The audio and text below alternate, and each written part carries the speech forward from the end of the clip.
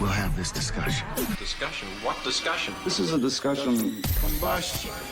Coming to you from Denver, Colorado, this is Discussion Combustion Podcast with your hosts, Kevin Batstone and Arthur Raw.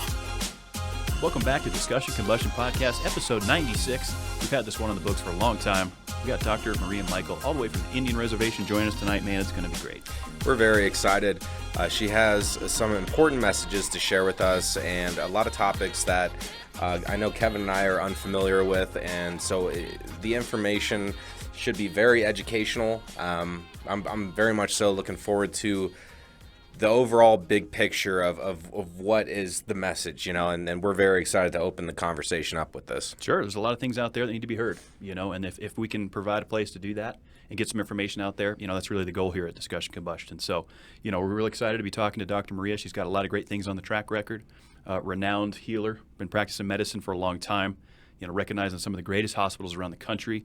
She's a teacher, and right now she's going to be teaching us a lot of things. I'm going to tell you that. So, Dr. Maria, welcome aboard. Thank you. Very excited to have you in here.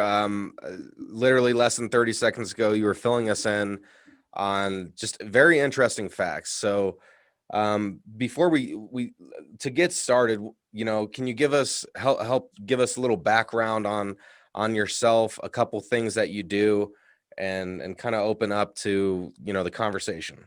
So we've had many lives in this lifetime already, being in service. We have 5 degrees, all Summa Cum Laude. We have a Ph.D. and we're actually working on our second Ph.D. when the spirits redirected us to do the work we're now doing. We're a traditional Indigenous elder, and we are Lakota and Diné, and we use those words to describe ourselves because back in the day when tribes got names, such as the Sioux, they were given that name by the French settlers who happened to see that they were camping by a river that looked like it was snaking, it was serpentine in shape. And so they gave the name Sioux, which means snake. So a lot of Lakota people, the 3 bands of the Lakota, Dakota, Nakota, they don't really use the word a whole lot, Sioux. They have to because of the government, but it's not really very enjoyable to call yourself a group of snakes. And so they as a tradition call themselves Lakota, Dakota, Nakota. The Diné, in their language, that means the people, them as Navajo. Yeah. Okay. So, And that's it's just, first of all, we really appreciate, you coming on and chatting with us. But it's in our conversations, you mentioned, the lost people, the forgotten people. And I've thought about that many times myself, even prior to having any conversations with you, because there's different ethnicities on the planet, and that's a given. And there's all these different stereotypes and different lights that are shined on all these different areas. But truly, Native Americans are kind of left behind in the news, and what's happening. And so it's even just the story you just told about the French coming, seeing a snake-shaped river, and then that's now their name for hundreds of years, which is kind of a demeaning name, a snake. Yeah. A serpent. And so it's kind of wild that why have the Native American people been forgotten in such a way? And the reservations, you have a lot of information on reservations that I don't know about, and some of the struggles.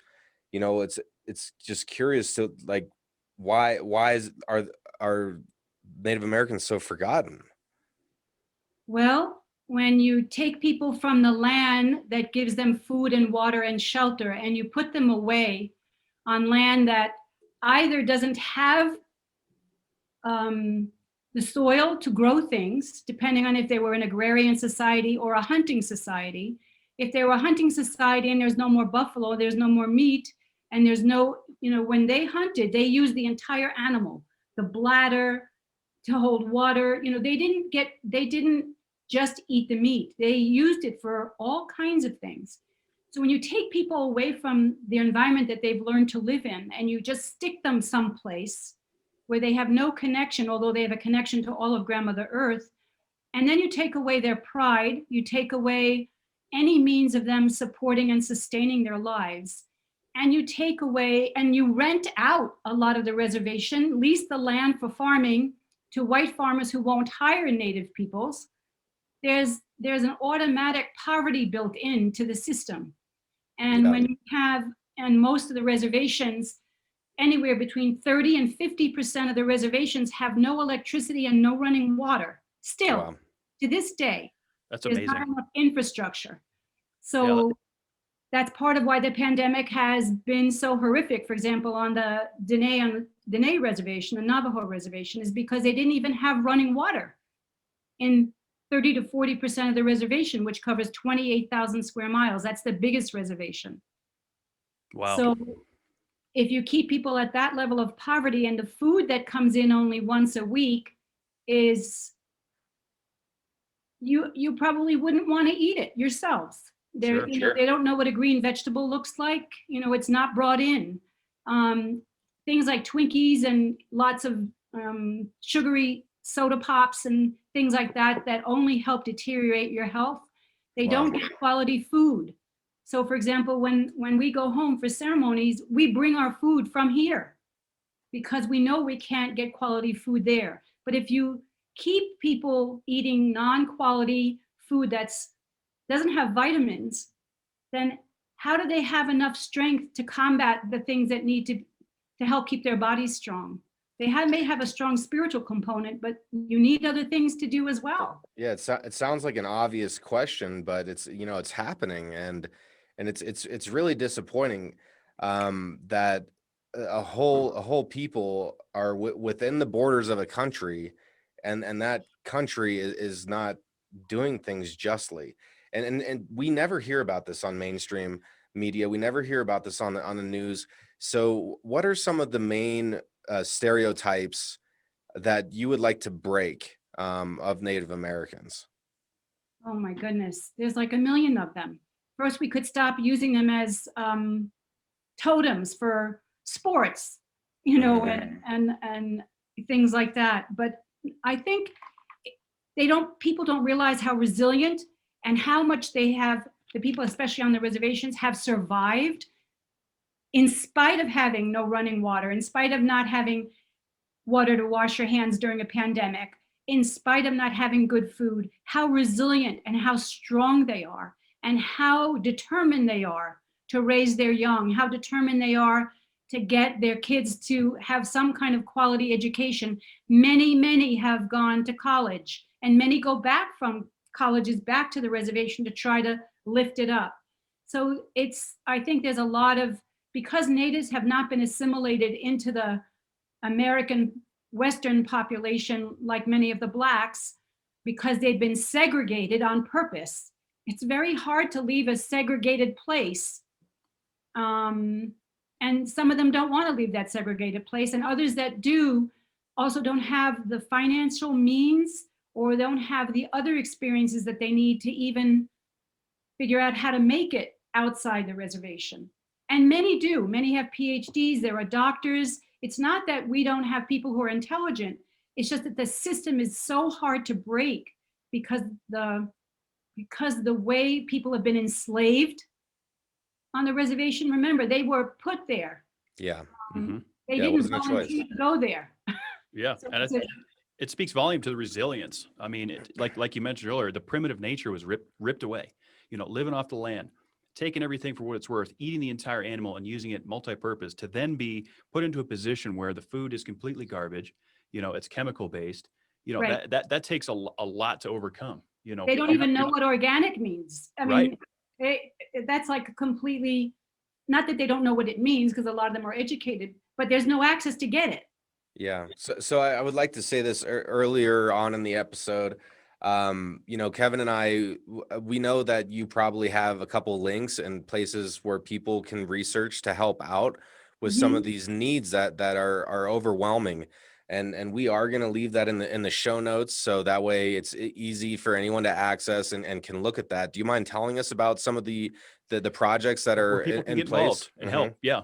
Okay, so as an Indigenous spiritual leader, we are very much an activist. We are working with 350 Colorado to help stop fracking and save Colorado from oil and gas. That's popular with a lot of people, not popular with some people, but the reality is we only have one planet. We only have one grandmother Earth to live on. And so we have to stop raping her and taking out her minerals, which then cause other climate change actions because she needs to cleanse herself. So on our website, www.Dr.Dr. Maria, Michael, Michael, on our website, you'll see a lot of the different projects that we've been involved in. We've been one of the Indigenous speakers at the climate strikes this past fall in Denver before the pandemic hit. We are working very actively the last 9 months to help on the Navajo reservation, because when we came down from the hill, we were told that the pandemic would start on the Navajo res and it would be double what New York's has been, which it has been. And because they didn't have running water, they couldn't wash their hands. They couldn't keep clean. And because they don't have electricity, there's a lot of things that then can't happen. Yeah. The government only sent body bags. So they had no PPE, no booties, no garments, nothing to protect themselves from the pandemic. So a lot of people have died, doctors, police people, EMS workers, they just didn't have any way to protect themselves and they threw themselves in anyway. So we became very involved in trying to get organizations to volunteer PPE. We're one person. We moved to Colorado and basically know 3 people, and we just start putting it out there, begging for help. And we got two organizations. One was Matter Hackers, and another organization was the Architectural College at Texas University. And they started making face shields because the doctors didn't have face shields. They had no way to protect themselves at all. And then we started asking for help in other ways. And we put up a GoFundMe together. It's still up. You can get to it on our website. And we raised over $41,000. And our first priority was water. It's pretty scary to say that you have to get water. It's the base of all life. Everything needs that. All life. So we actually bought and trekked out we had a lot of volunteers.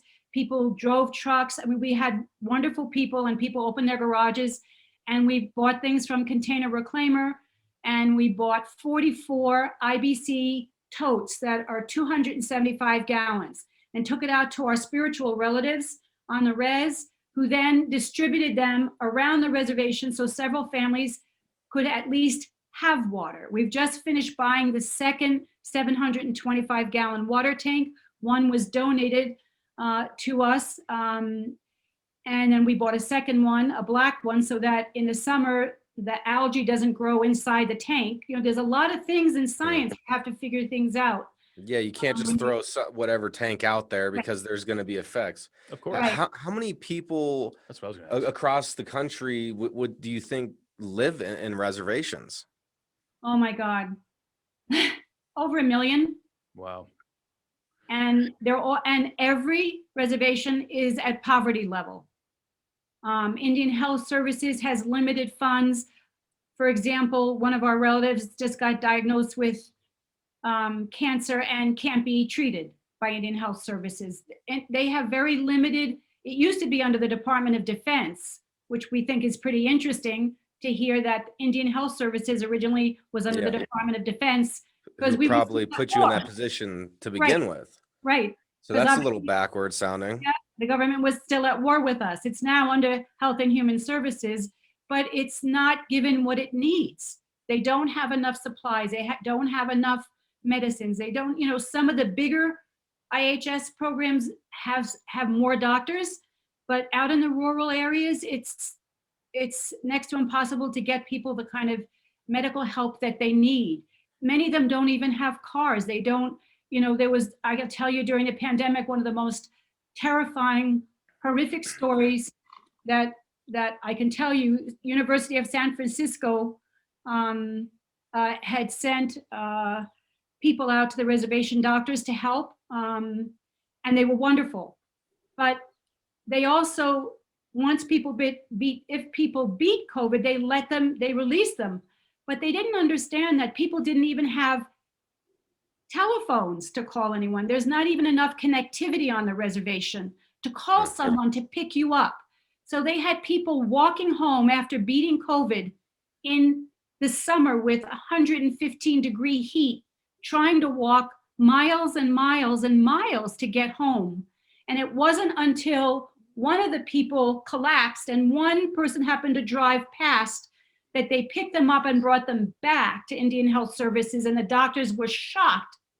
They had no idea that what was going on outside the hospital was just as deadly. And here they had saved someone's life, and that person was collapsed on the ground because they had no way to reach any family to tell them that they needed help being picked up. So that's only one horrible story. We have enough horrible stories to tell you for hours and hours. Yeah, But- I mean, I think just that alone highlights the difficulties and the struggles it is to have, number one, an understanding of what's going on and the resources that is needed on these reservations. They're just not accessible. And I guess, like, for me, I want to know what's the roadblock here? Why are they just not interested? Or Is it who infrastructure? is it? or Infrastructure? Is it the lack of technology? everything? Or is it just the lack of we don't All of care? it. It's Is- on our government's part. I don't know. I can't speak for our government. And I certainly wouldn't speak for the last president. So we don't want to get on that topic. However, it's been lack of infrastructure. It's been not having anybody in the Department of Interior who even cared about the forgotten people, and the Bureau of Land Management. It's never been a priority, and unfortunately, because, as you said, we're never on the news, except if we are the highest rate on the pandemic, we don't exist in anyone's minds. Yeah, it's just so wild. I mean, you'd think in 2020 with, how humanity is trying to progress and how, there's so much acceptance, for years and years and years. When I was a young child, like there's a lot of homophobia in society. Mhm. And in my lifetime, I've seen, and I'm so happy that, it's regularized, it's normalized now. So In it's some states. yeah, not in some countries too. Like some countries are horrible about it, Sure. but The it's ball's like, moving. yeah, Progress is made. where's all, like, why does it take so long to progress? And I know you already touched on that, but it's just it's frustrating to hear about these dire situations that are preventable with enough help. And I feel like every human is the same. We all need to eat. We all need to feel a connection. We all need shelter, and all of us have the same needs, regardless of our skin color, regardless of our backgrounds. And it's very frustrating to just hear about these tragedies and just how dire it is. Yeah, struggles. I mean, one of the things we were able to do with over 4,000 books that were donated, we started a small mobile library out of Rock Springs, out of the Gallup area in Arizona. But can you imagine not even having a library for kids to even get a book in a pandemic? Nothing.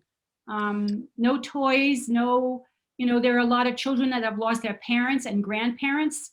And so, I mean, it's right now, on the Navajo res, all the cemeteries were full. They had no refrigerator trucks like they do out here. Yeah.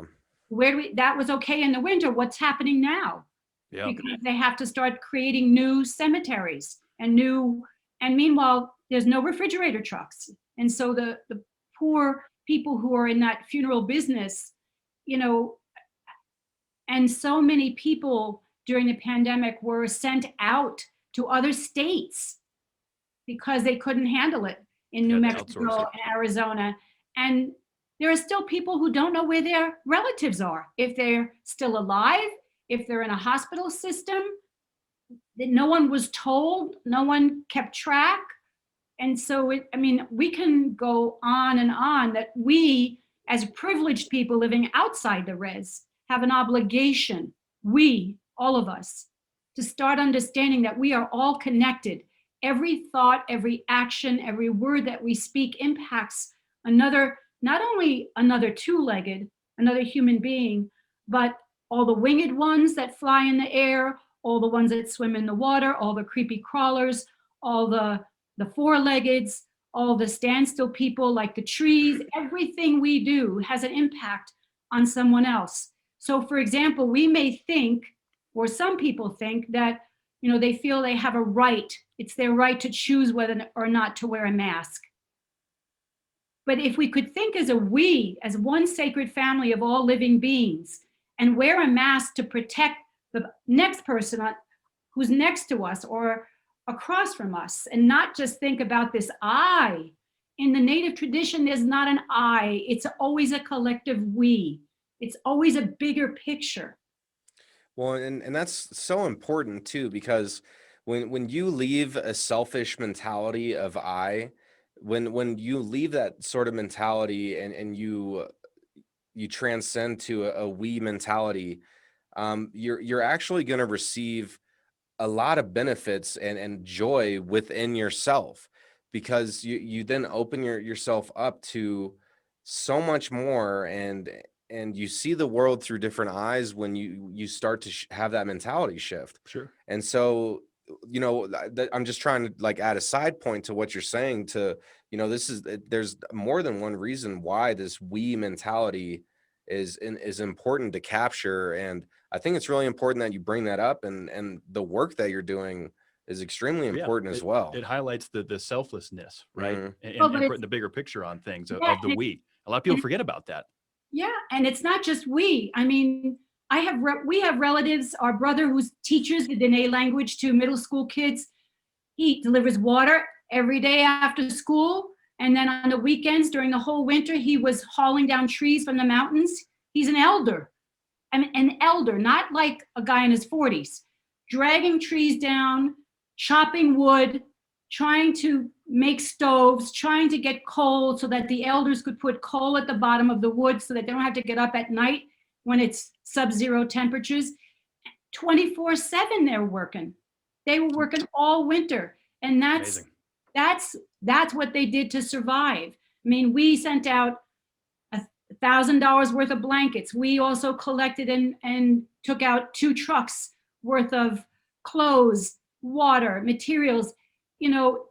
There's whole areas of the Navajo Res, for example, and the Lakota Res is just as much trouble, as is the Dakota and Nakota and Wind River Reservation and Standing Rock Reservation. We were at Standing Rock for 5 months fighting pipelines. All these things have an impact on people's lives. It just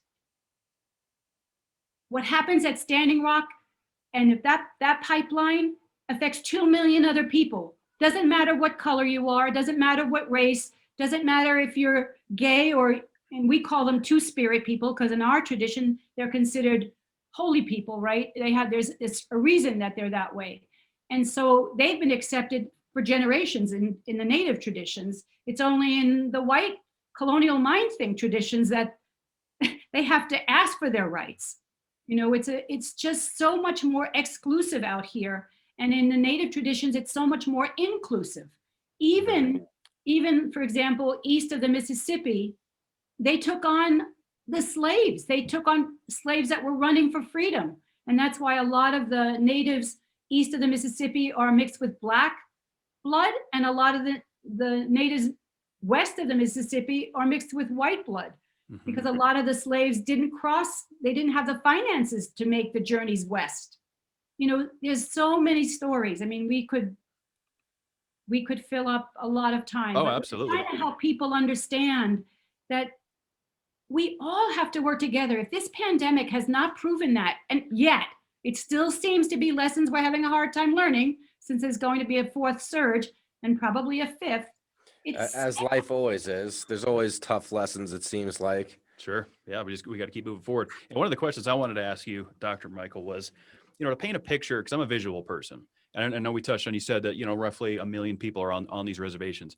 Can you kind of give us an idea of what these reservations look like, about how big they are, how far apart are people, just so the listeners, the viewers can understand what it looks like in these scenarios. Okay, well, on a lot of the reservations, there's cities where people will live closer to and have a little more access to food and water and electricity and even some cell towers. But the reservations, some of them, in parts that are inhabitable, people have built homes from, either Hogans, like on the Navajo res, or, there are areas where the government has created housing, and there's areas, you have to wait sometimes 2 to 5 years to get a house. Well, where you're supposed to live in the interim. So you make makeshift things, and the makeshift things are out far away from a lot of utilities and away from infrastructure and away from wherever, because you want to be safe. It just, I just know even on the Diné res, where we've been working so much and with our relatives, there are so many people who are remote. There are so many veterans who don't even have, have enough benefits to live, who fought in the wars, but they're not honored, right? They fought in the Korean War. We have 3 co-talkers still alive on the Navajo res.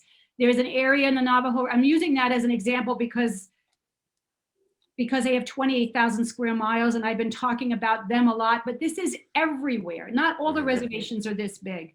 But for example, a lot of the reservations, there's been mining, there's been coal mining that has never been cleaned up. The past president started uranium mining on the Pine Ridge Reservation 2 weeks after he got in. Back in the 1950s, there was uranium mining done on the Diné Reservation, and they never cleaned it up. So the people who live near there all have cancer or leukemia or other diseases like that. And when the water stops being shipped in bottles, and they run out of water and they're thirsty, what do you think the children do? Yeah, They drink radioactive water. They drink radioactive water, and they're being born radioactive. How does that still happen in 2021? How is that still happening? Yeah, it's amazing. And how does the Environmental Protection Agency, the EPA, not have any involvement with that at all, or any oversight on the chemicals and the toxins that are there? That's amazing. Well, we can talk to you about the tar sands and all of that. You can look into the Sierra Club and 350, where there's just coal that's leached out into all the water and has ruined all the water.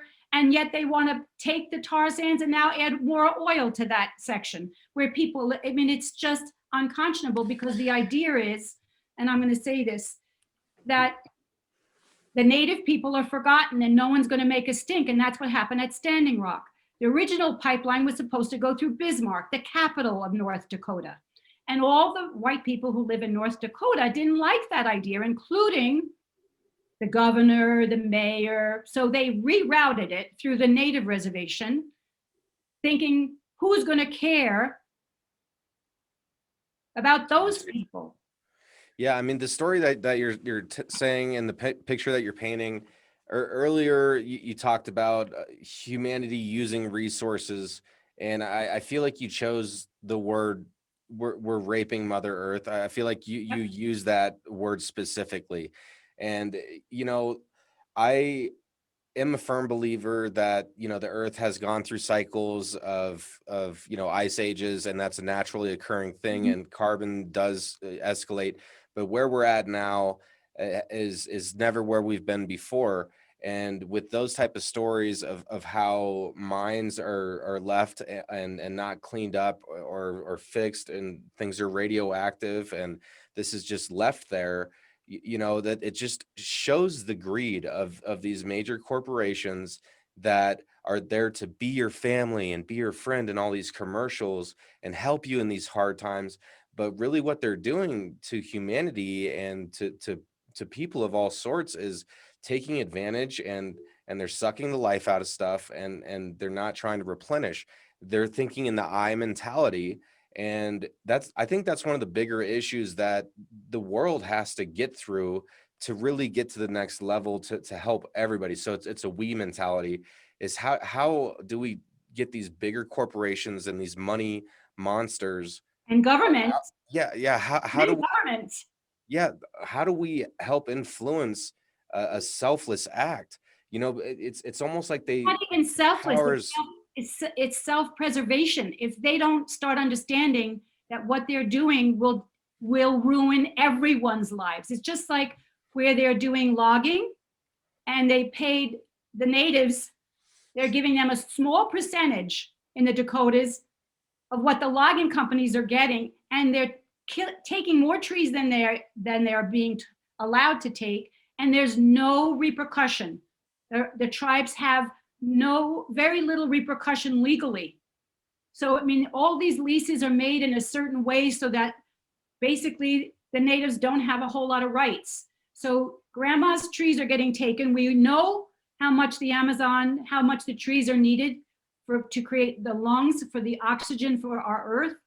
And yet we're still doing it here in the Americas, in the United States. And so you're right. It's like it has to be a shift from the paradigm from power and greed to one of peace and prayer and love and connectivity, and understanding that we are all related. We are related to every living being. And if we actually could treat each other with that level of integrity and respect, and understand that if I take all your trees, then the land is going to be more prone to fires and other things. There are whole. So do you think the world is overpopulated? I've kind of been thinking that myself for a while, that we're stretched thin.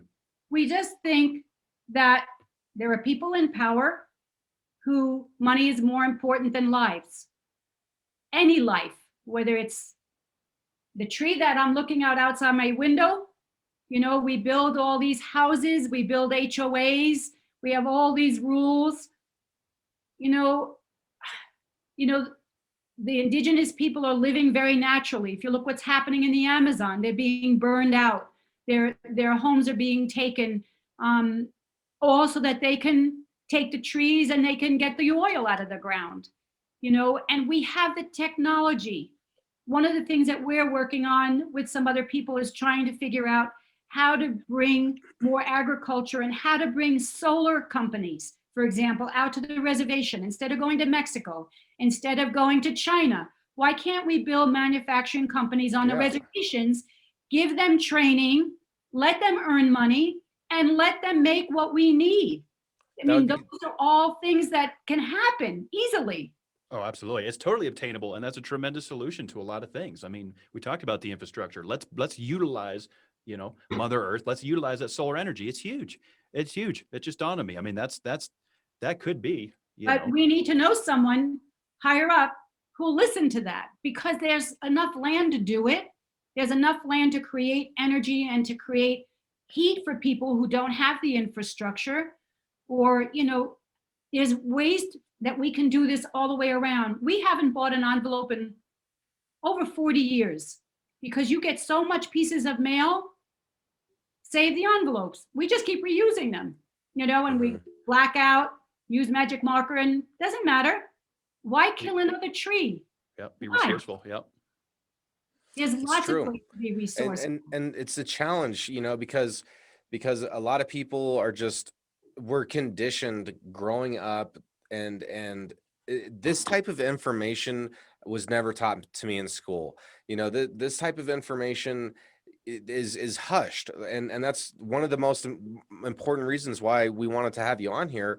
But it's just so true. Like if everybody can just take a couple extra steps and think outside of the box just a little bit, then it could make a huge difference. And so I like to do a believe and achieve thing. And, you know, I would just like to throw that out really quickly. You know, let's believe and achieve that as the listener audience, as you guys hear this, let's all believe in trying to do something that is selfless, that can help in the long term. Maybe start recycling if you haven't done that. You know, you just find something little that can make a big impact. And it's going to take all of us coming together to do that. Well, and we're working with an organization right now, actually with a young girl. Her name is Madhvi, who will be doing a summit conference, and Vice President Harris has gotten involved and will be doing the opening prayer. And she's trying to stop plastic because all the whales are showing up with plastic in their bellies. All these animals are getting killed because of all the plastic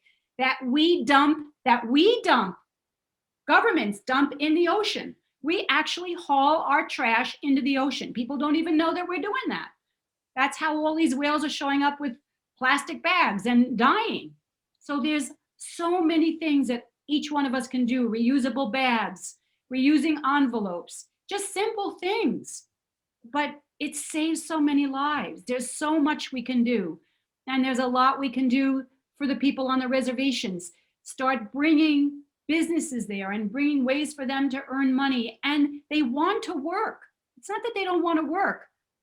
You know, one of my relatives, his daughter is a hydraulics expert. Why? She went and got a Ph.D. She's been going to New Mexico because she wants to try to find water for her people. Because water is, if without water, they can't live.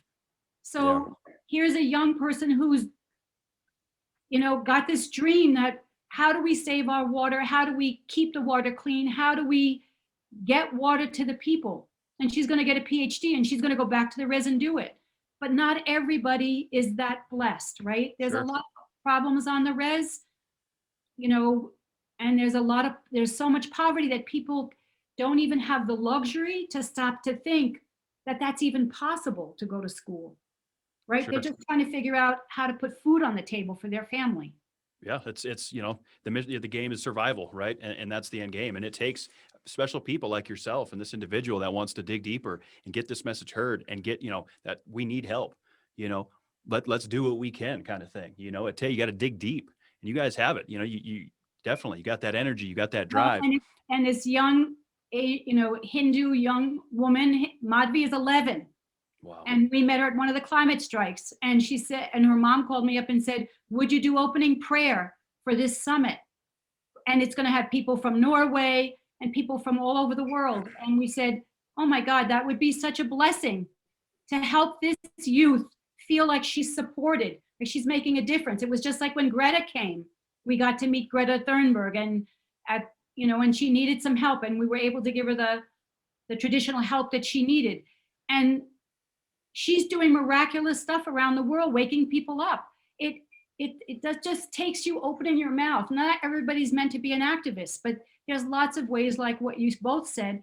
We can start in small ways, but we have to start.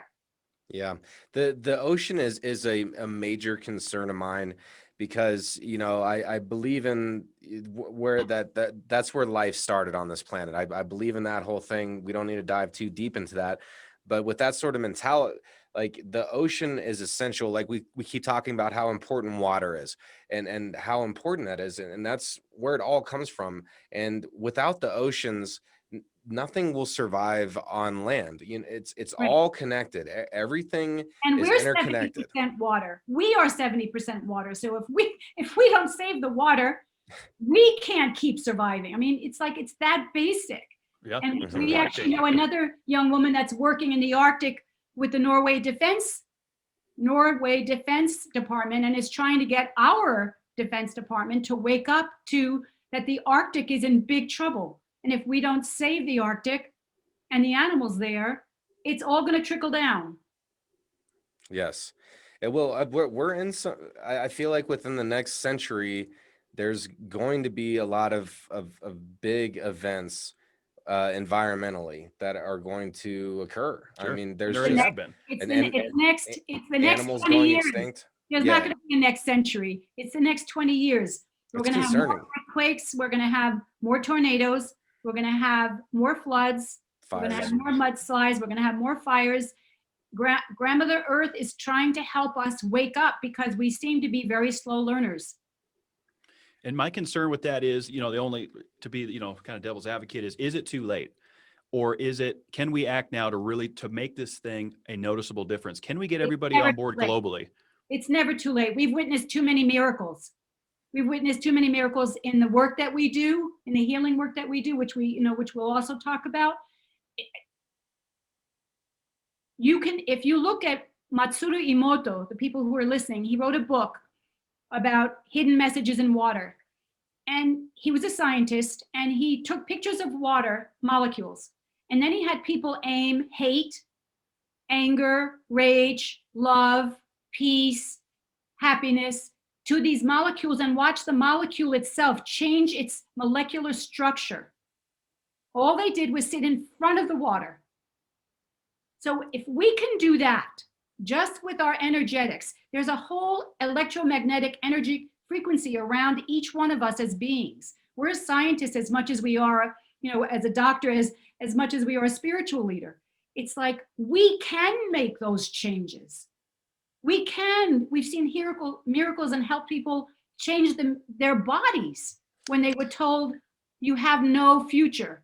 I've heard of studies of just looking at somebody into the eyes with compassion and love in your heart, that has helped like certain patients get through whatever block they were hitting. Like all the medications didn't work, nothing was working, and just to have a physical contact and to see that.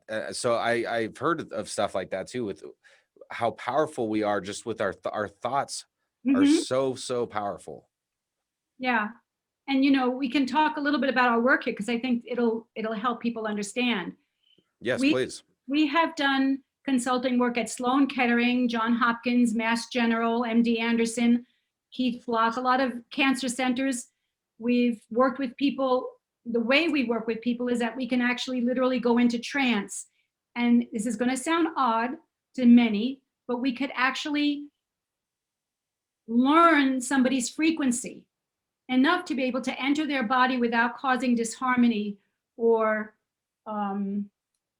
aberration in their body. And we could travel through each organ energetically on a physical, mental, emotion, and spirit level. And we've been able to help diagnose people, not diagnose, but we've been able to educate people why their body, what's wrong in their body, why it's getting stuck, where it's getting stuck emotionally, who they might have swallowed that's in their liver, what things, emotions are not resolved. And, we just, for example, told someone that they had all the 5 markers of cancer and said, you need to go to a doctor. You need to go to a doctor. And that person was diagnosed with lung cancer. Wow. But if she had not come to us, she didn't have any symptoms, none. She had heard about us and asked if we could do ceremony with her and pray for 4 days. And that's what we did. And then we spent 3.5 hours on the phone with her and went through every organ and all the emotional things she'd been through her whole life. And she said, you only knew our name. How could you know all these details about us? And I said, our body is like a computer. It actually has memory, cellular memory embedded in each of the organs. That's the sixth sense. That's the sixth sense. That's what we're reading. We're actually reading your organs on all those planes. And if you can hear that and know what that blueprint is, what are the things you've held on to? What pains, what traumas, what hurts, then you can figure out where to begin to unpack all the luggage that we carry. We sometimes have so much luggage we can't get through the door. But I got to get rid of some luggage myself. I feel like you're saying this, but I feel like that's another area in which America and humanity is kind of lacking, is this whole pharmaceutical. Like my girlfriend had been having these little heart issues and talking to people, and not once did anybody mention like to have a healthier diet or to do something else. Like they recommend medications to her, and I feel like that's just such a cop out, and it's not the right way. Holistic. They're not trained to be holistic in medical school. And there are a lot of doctors now that do functional medicine and do integrative medicine. We work with many of them. They come to us when someone has so many symptoms, but food is medicine, period. But if the ground, for example, in Norway, I think it was about 10 or 15 years ago, Norway realized there was a lot of research showing that cancer patients have very low levels of selenium. And the reason there's less selenium, because the earth actually has less selenium, because we've overused the soils and we don't replenish them. We don't do regenerative agriculture. We just keep doing it over and over again. So Norway paid its farmers to put selenium back in the soils where they farmed, and their cancer rates dropped. So Why aren't we doing that around the world? Research is happening. So food is medicine. So the kind of food we eat, organic, sustainable food that's not GMO'd, So much of our wheat has the seeds themselves have Roundup in it, thanks to Monsanto. And so all the wheat everybody's eating in our country, we have people here who have gluten intolerance, but they go to Germany and they can eat their wheat. Why? Because they use ancient seeds and they don't have Monsanto. That's amazing. They can eat wheat there, but they can't eat wheat here. They're gluten intolerant. It's amazing. Because I'm in the specialty foods business and we deal with a lot of these individuals that are gluten intolerant. And just in my time doing this, seeing the number has been amazing. The amount of people I talk to are lactose intolerant now, gluten intolerant. And you hit it there. Overseas, these guys, you compare the ingredients to the same stuff that we have here. Quaker oats, for example, totally different formula. What's going on? Yep. So it's all about what our government allows and doesn't allow. And there is a scientific community that actually shares the knowledge, but unless you have people in power willing to listen to those things, nothing changes. I mean, there are a lot of people who are getting into permaculture and regenerative agriculture. It's wonderful, but it's a small percentage because there's no funding for it. So, those crops are much more expensive to take care of, and the land is more expensive to take care of, which is why organic food is more expensive, which is why the reservations will never see organic food. They get the cheapest food possible. They get iceberg lettuce that's white. That means it has not one vitamin in it. It's just pure cellulose. They might as well be eating asbestos in terms of vitamins for their bodies. But food is medicine. And so when we're working with someone, we will make suggestions.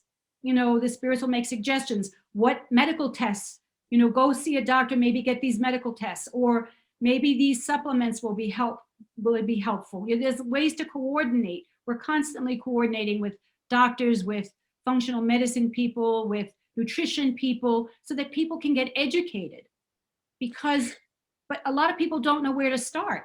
And they only wake up when they have an illness. Something is wrong, like your girlfriend. Something is wrong, nobody can give them an answer. And then they start looking for other answers. And that's usually when we get to see people, when they're trying to find other answers, because everything else is not working. But sometimes for some people, it's too late. And for other people, it's not. Yeah, there just needs to be some major overhauls and some major changes. The education, which you just mentioned, I think like I mentioned, like a lot of the things you're talking about are extremely important. And none of this was ever taught to me in school, not once. And I think that's a huge fail. The agriculture, when you till the land and you keep growing the same crop over and over and over, season after season, it, like you said, it sucks the nutrients out of there. You need to have a variety. So those things need to be overhauled. And medicine, how we're treating people, like all these, it's just crazy that it's like there's almost nothing to say. Like it's ridiculous. It's mind blowing. We've helped people cure themselves of diabetes. We've helped people cure themselves with kidney failure. We've helped people, we've talked to people about, incredible research that's being done in Germany that actually that actually helps Parkinson's and MS and lupus stop it in its tracks or reverse some of it. But the US is not doing things like that. So there are other countries that are way ahead of us, but there are also a lot of people here who really work with herbs, herbalists, and there are really lots of herbs that really, if you use them as real medicine, that's how pharmacology started. It all started with like plants in the Amazon that they took and then synthesized and made them synthetic. Well, there is a difference when you take a live plant and give it to them. There are Amazon people who've actually cured COVID in their villages with certain plants with different symptoms, and they've not had any vaccines. But when you synthesize and make something synthetic, it loses the energetic quality of that plant. So there is something to all of that. The energy, our energy and the energy of plants and whatever animals, if people choose to eat animals, really makes a difference. If animals, for example, back in the day, I can't remember when we went to Puerto Rico, we were asked to go down there as a healer to the Ann Wigmore Institute. The Puerto Ricans at that time were absolutely outraged that there were 5 and 6-year-olds who were developing breasts and pubic hair because the chickens were so loaded with antibiotics and hormones, and they were being used as a test site for that the kids' hormone regulation was all out of whack. So when we eat animals that have hormones and antibiotics in them, we're ingesting that. Not we, because we don't eat that kind of food, but that's what are happening to all the people all around us, and they don't know any better. They just go to the grocery store and just buy it. Yeah, because we're conditioned. I mean, that's, that's what we were brought up on. I noticed that growing up, I was like 10 years old, and all of a sudden a guy looks like he's old enough to, be a full grown adult. Like you said, the hormones that are pumped into these animals, these kids are going through puberty before they're 10 years old. It's unreal. And you get out what you put in, kind of thing. I do agree with that when it goes to the food stuff, and treat your body right, eating the right things. And that's something I want to learn more about myself. If we don't treat the animals right, we also pay the price of that. And that's the whole concept of, well, let's make them fatter, let's grow them faster, and let's get it out to the population and make the circle go faster. Well, the faster that circle goes, a lot gets lost. And who pays the price are the humans. They get more diseases, more illnesses, and we're doing it to ourselves because we're allowing it. We're not asking why. We're not saying to doctors, why do I have to have that surgery? Or what else could I do? That's true. And I feel like people don't necessarily feel like they're in that position of power to ask a lot of times, like they feel uncomfortable, that's out of their realm. But I kind of wanted to make an analogy here of what we're talking about with the food and what we're talking about with weather. In early industrialization, we didn't know how bad coal and all this stuff was for the environment. And now we're starting to see more wind energy, clean energy, solar power, and it's slowly coming in. But unfortunately, the infrastructure was all built up upon the old ways. And so it's difficult to make that shift. And we're in that changing phase. And it's almost the same with the food culture, with what you were just saying. Like we're now learning all this other stuff about the food and how we ingest and how we treat the animals, how the animals eat and how that affects us. And it's time to start making that same kind of change in that industry as well. It's just when you have, well, it's not in industrial. Go ahead. Sorry.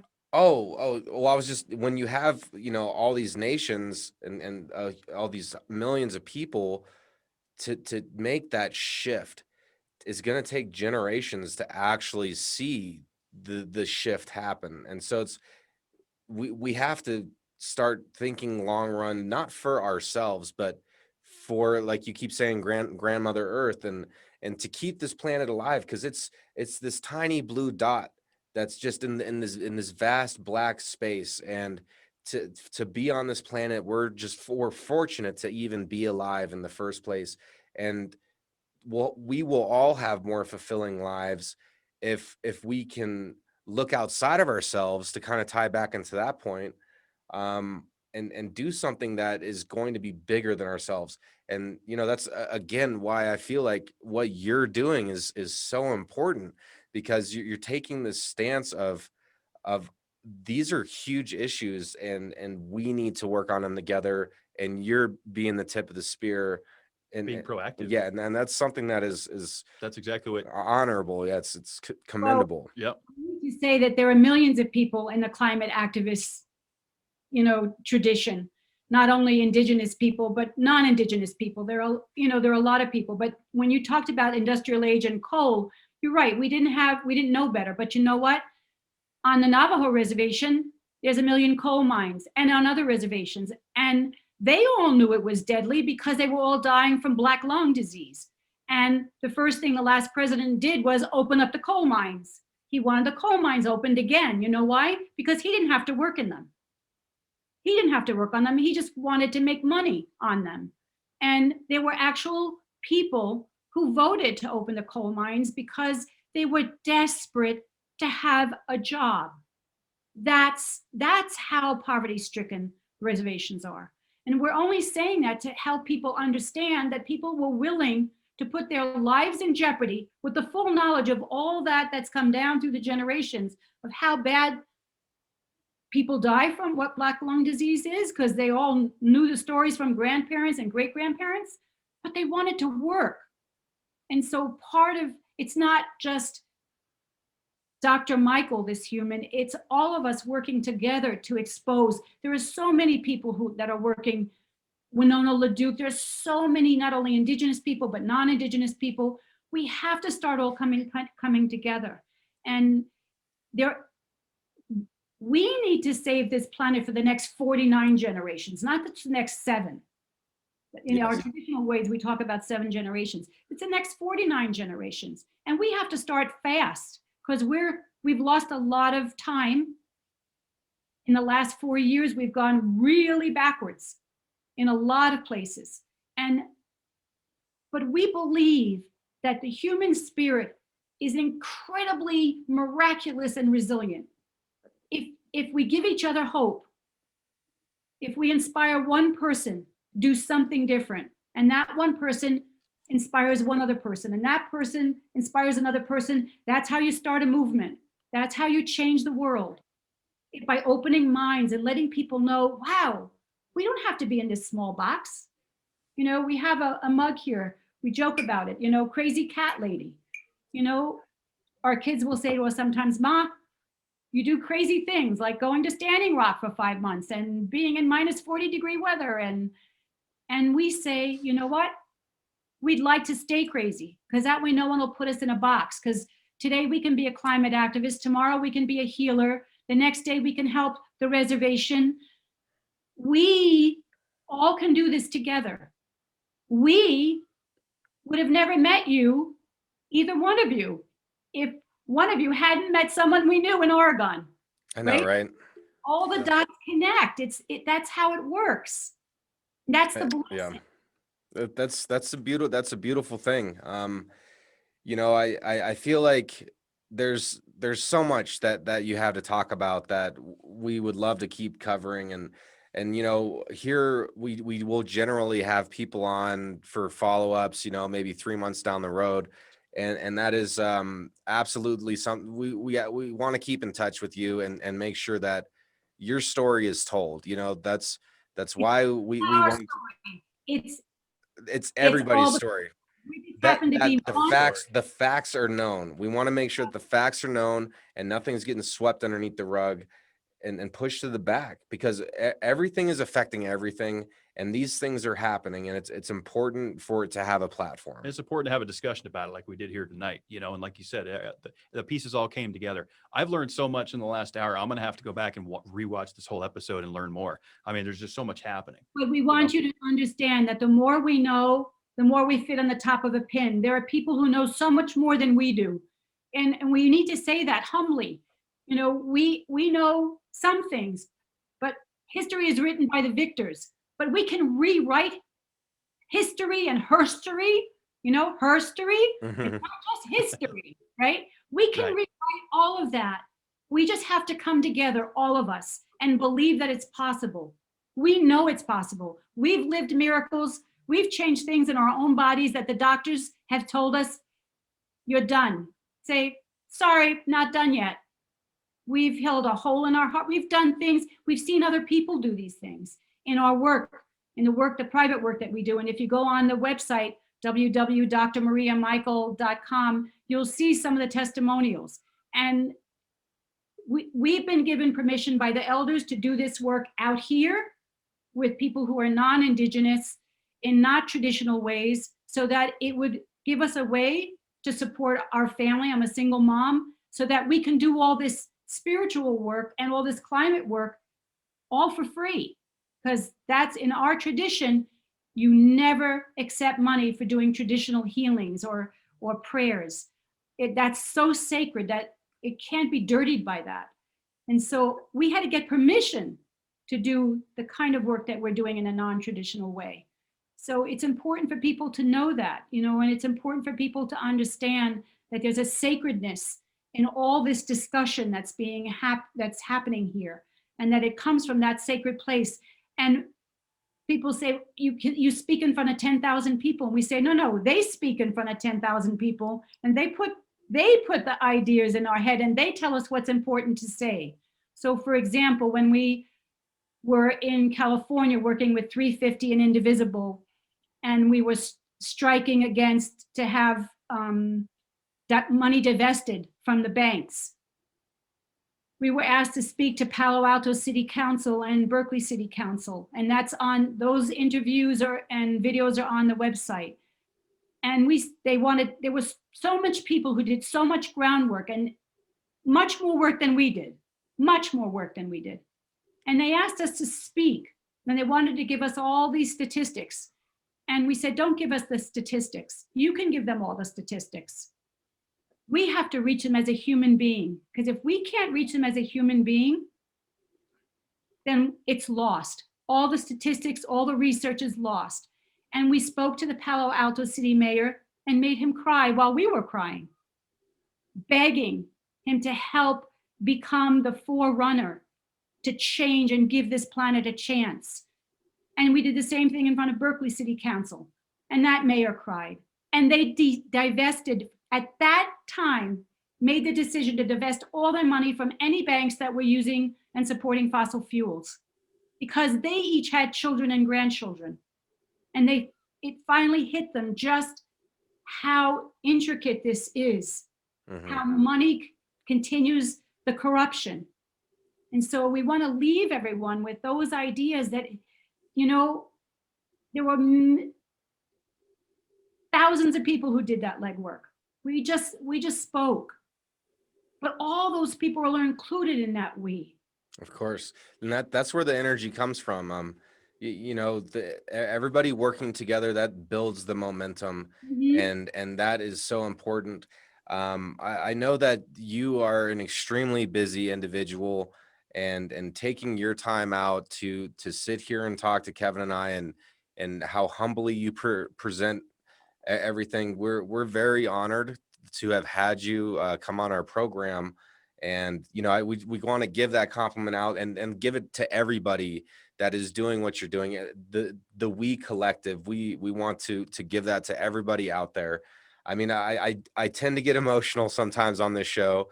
That does happen. And it's important for us to feel those deep emotions and not push them to the side. Like the mayors of the cities that felt what you were saying, I feel all of us should look within.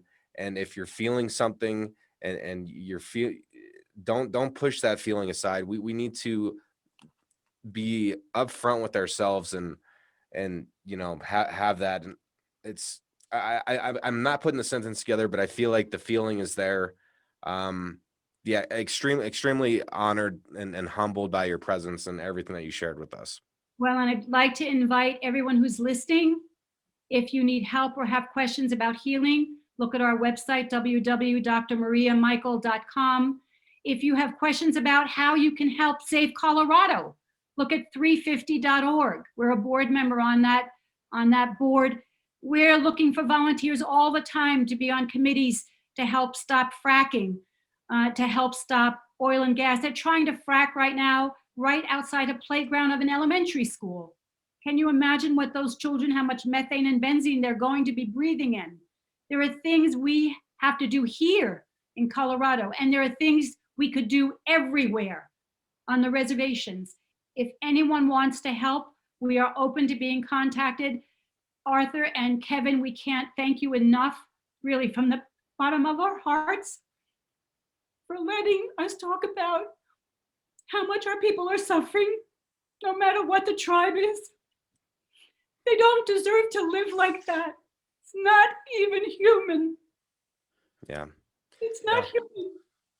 And this is something that is not going to get pushed away with us. We, like I said not too long ago, we're going to continue to have this as a message, because it's important.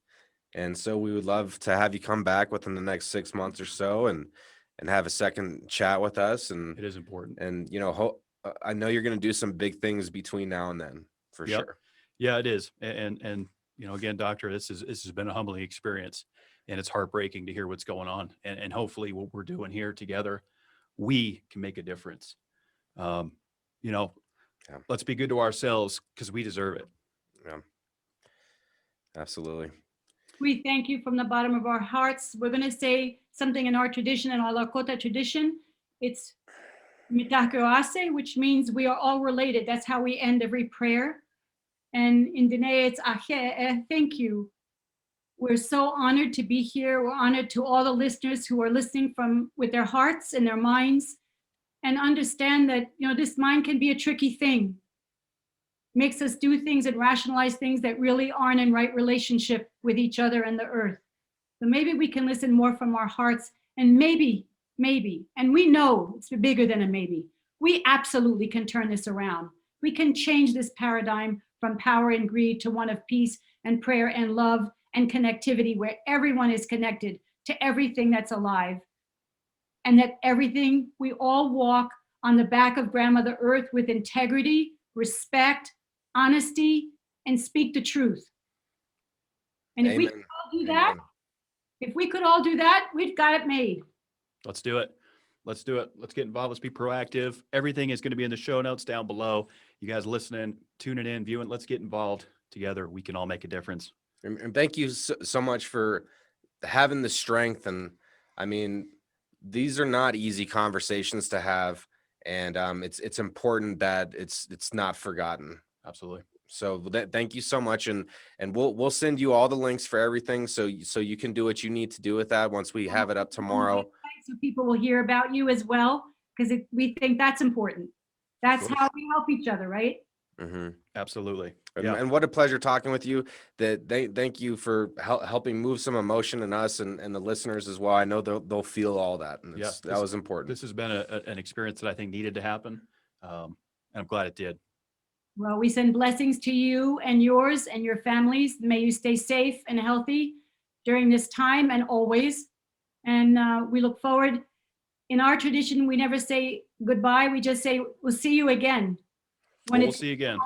When creation decides to have our paths cross, we will feel blessed again at that time. Thank you, Maria. We look forward very much so to seeing you again. Washte, thank you very much. Of course.